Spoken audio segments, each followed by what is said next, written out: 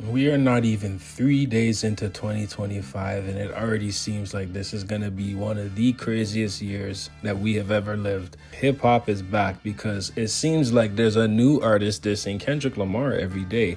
No, I'm joking. But it's crazy because it does seem like artists are finally airing it out.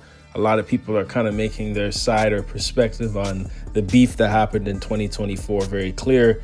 And we end up with 3 different songs from 3 different artists here that have very interesting things to say.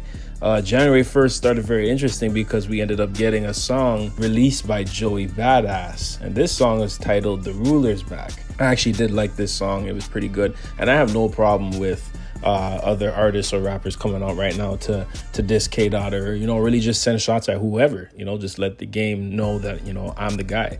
I think that competition in hip hop is needed, especially now more than ever. So I'm all for it. It would be very nice to see those two go back and forth because we know where Joey Badass is in terms of lyrical capability. The bars that are standing out from the Joey Badass song here are, I got murals in my city, fuck a nomination. This for every time they left me out the conversation. And this is directly a shot to Kendrick Lamar with his recent song on GNX, the first song of the album, Whacked Out Murals, where essentially he's talking about people whacking out his mural back in Compton after, Not Like Us and the West Coast victory.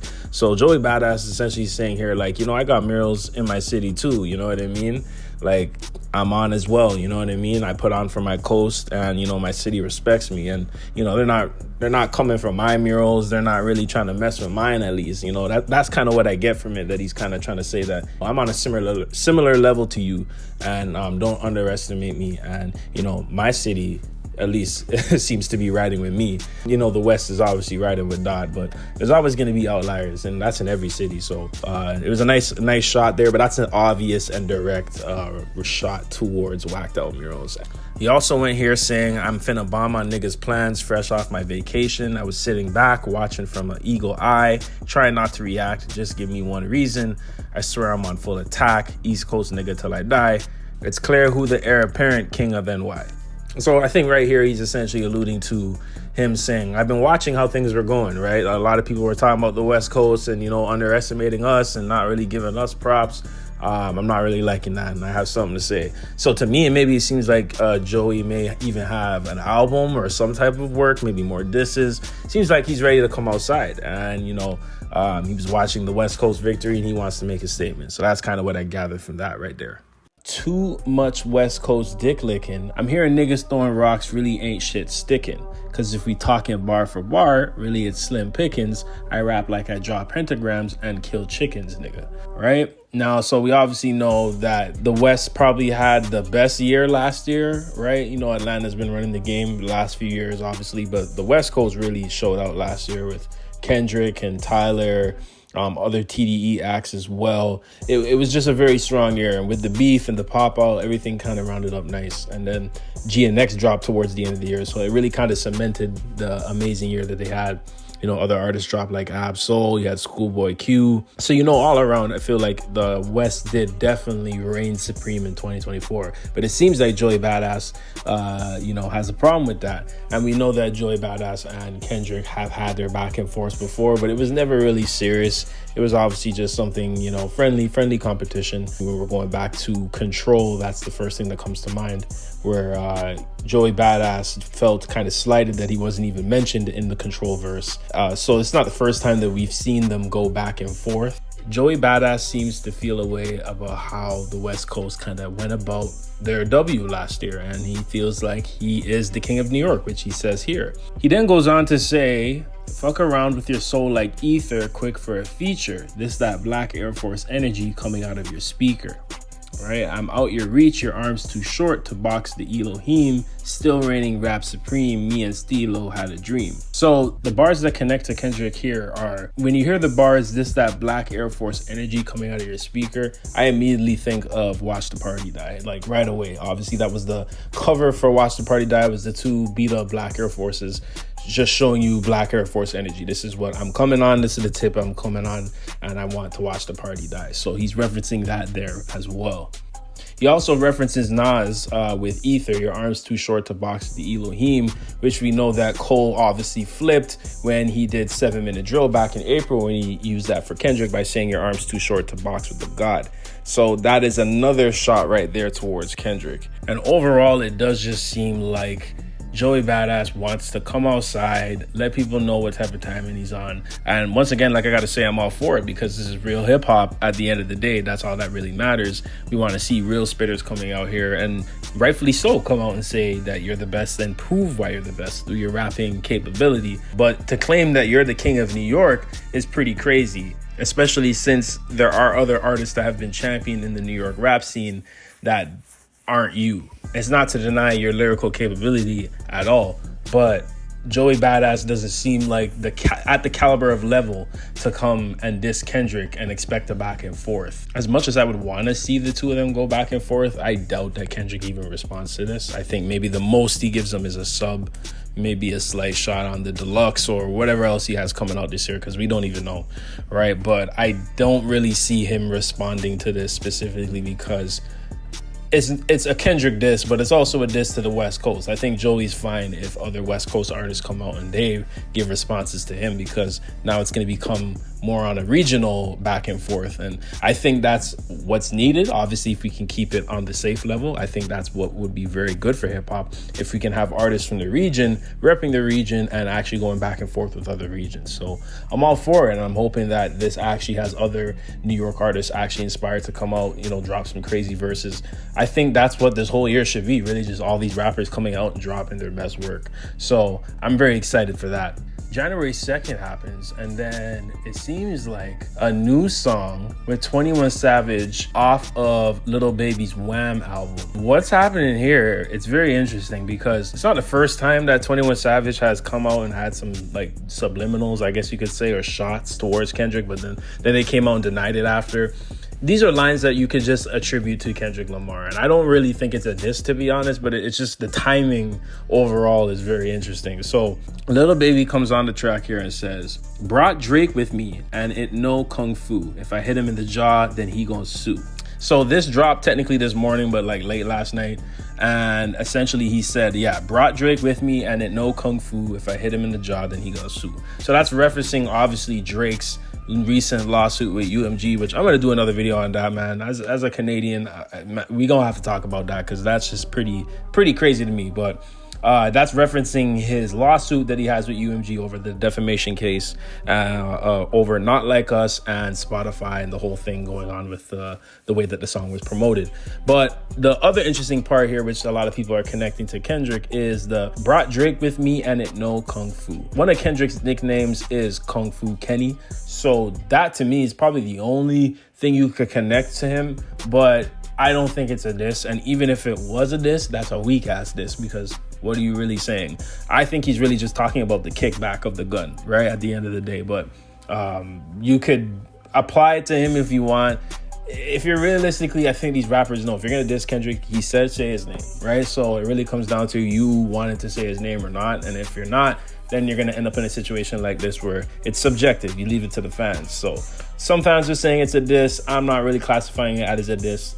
But I just think the timing of it is very interesting given what Drake just dropped today. We're going to break it down. The world fell in love with the gimmicks. Even my brothers got tickets. Seemed like they loved every minute. Just know this shit is personal to us and it wasn't just business. To me, I think this is obviously a shot to LeBron James and a few other people, obviously, that were close with Drake, getting tickets to the pop out and really just supporting Kendrick throughout the entire beef, even up until yesterday. The timing is very interesting because LeBron just dropped a freestyle. Well, not even a freestyle. He didn't drop a freestyle, but he just dropped a video of him rapping to Man in the Garden from G and X.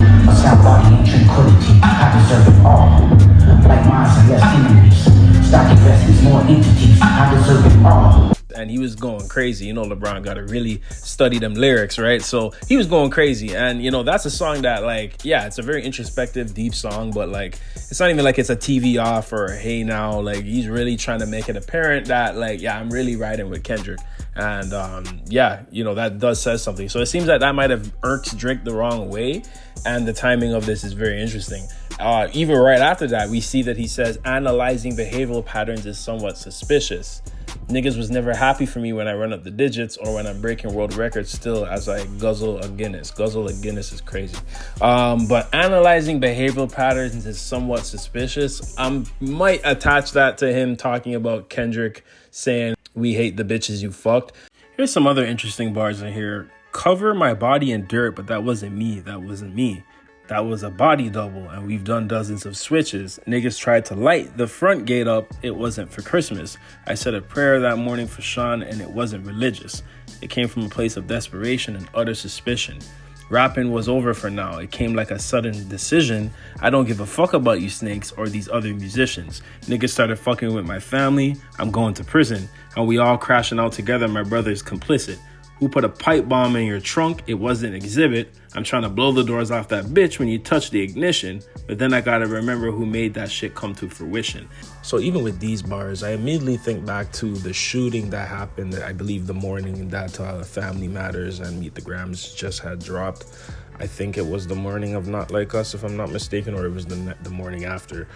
His house actually got shot up in Toronto, and people were speculating that it was certain people, and there was a lot of discourse about it, and we never really heard anything after that about that happening. But it was a very probably surreal moment for him, because obviously the tension reached the boiling point where it's close to home, right? And anybody would obviously feel very threatened and have crazy thoughts now that this is being brought to my home.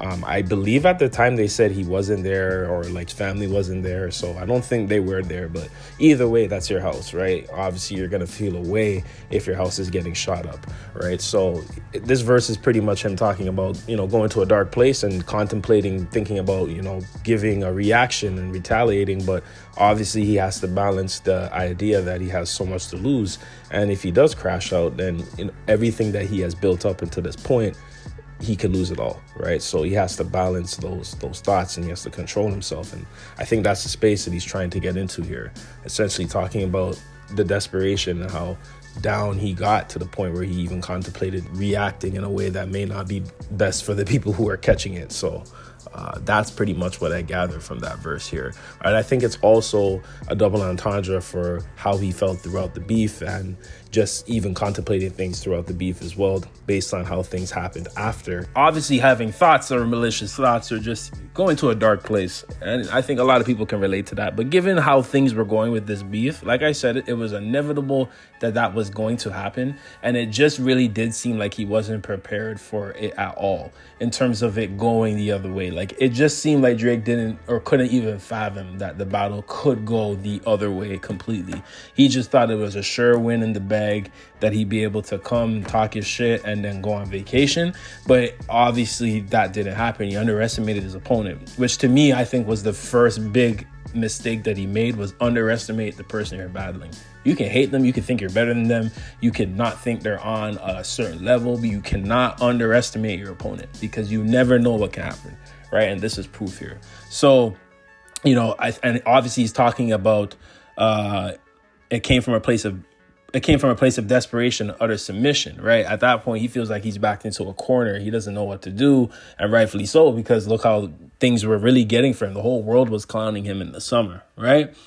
And he's saying rapping was over for now. It came like a sudden decision, pretty much explaining that he was really about to go to a darker place.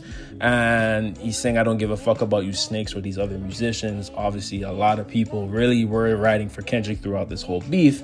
And it seemed like it really made Drake feel away. And I don't even think it's necessarily about sides. But at this point in time where we're at right now, he kind of created the environment where there has to be sides now, because there are a lot of celebrities and people who were mutual friends of both of them that I think are still fine with the two of them, but they aligned with the narrative that Kendrick won, or they sided with Kendrick, or they, bumped his music more over Drake's last year. So I think he holds resentment to that, or whoever was pro Kendrick or siding with Kendrick that he knew or had a relationship with in the past, he's gonna have a problem with them now, right? So that's gonna do something to you when you think that deeply about things like that, and then add on the weight of this entire beef and the loss of it on you. It's God knows what you're thinking about. You know what I mean? So then he goes on to say, niggas started fucking with my family, I'm going to prison. Obviously, Kendrick wrote a whole damn letter to his entire family, which is Meet the Grams, which this song seems to be a major response to Meet the Grams. And to me, it feels like Meet the Grams is definitely the song that cut him the most. And yeah, I would say so. All these songs that he dropped were damning, right? Euphoria, 616, Meet the Grams, and Not Like Us. And Not Like Us is the banger. That's the one that he's suing for. But when Drake dropped the lawsuit, I was kind of shocked that he wasn't suing for Meet the Grams, because if we're going to be honest, Meet the Grams is the most vile song of the entire beef. It's the one that really gets into the darker themes and things that are going on in the industry. So it's kind of crazy that he never really came for that one, but I guess he doesn't want to acknowledge that song, right? Because I mean, I wouldn't either. But here he goes acknowledging it. So it's like either way, no matter what he does, it's going to just bring more credit to the songs that were already made, which is crazy. And then he's talking about we could put a pipe bomb in your trunk. It was Exhibit. I'm trying to blow the doors off that bitch when you touch the ignition. So he's talking about blowing up people's cars. But it's not hard to figure out where his mind state is at. And you could tell that he really wants to do something, but he can't. We all agree that it shouldn't go anywhere to that level. It was inevitable that it was going to get here, but we obviously wish and pray that it doesn't escalate. We don't want no one to get hurt at the end of the day, and we just want this to stay to the bars. But Drake is just letting us know that he was in a point of desperation. He's being more open here with what he was going through during the beef. Then he goes here and he says, who's got the most to lose and who's in the other position? Signal conversations, boy. I hope they got double encryption. I hate to see the empire crumble on judges' convictions. Now, that's obviously a reference to him doing the lawsuit. Now, if I'm not mistaken, that is a petition and not a lawsuit. So it's not even fully confirmed yet that is going to have a court case and a trial. But to allude to it by saying that I hope they got double encryption, I hate to see the empire crumbles on judges' convictions. You're saying that at the end of the day, you're the one suing it, and you can't spin this to make it look like a flex. I don't think getting the judge or the law involved is a flex. That is obviously a reference to Kendrick Lamar. That's obviously a reference to the lawsuit or the petition, and obviously a reference to Not Like Us, because he's saying, I'm going to be taking you guys down. He's kind of alluding here, or not even kind of, he's alluding here that, I'm going to win. And this better age well for him if that's the case. I wouldn't drop a verse like this until I know it's a surefire win in the bag, because it doesn't look like it's going through. Reading up on the case, there's a lot of holes in it. You know what I mean? That's why I don't think it's going through, which is why I wouldn't even sue to begin with. But here we are. Then he said, this nigga pulled a rabbit out of the hat and y'all love a magician. It's funny to see y'all rejoicing, hugging, and kissing. So that is a clear reference to Euphoria, where Kendrick said, I see you two niggas kissing and hugging on stage. And he's talking about him and J. Cole.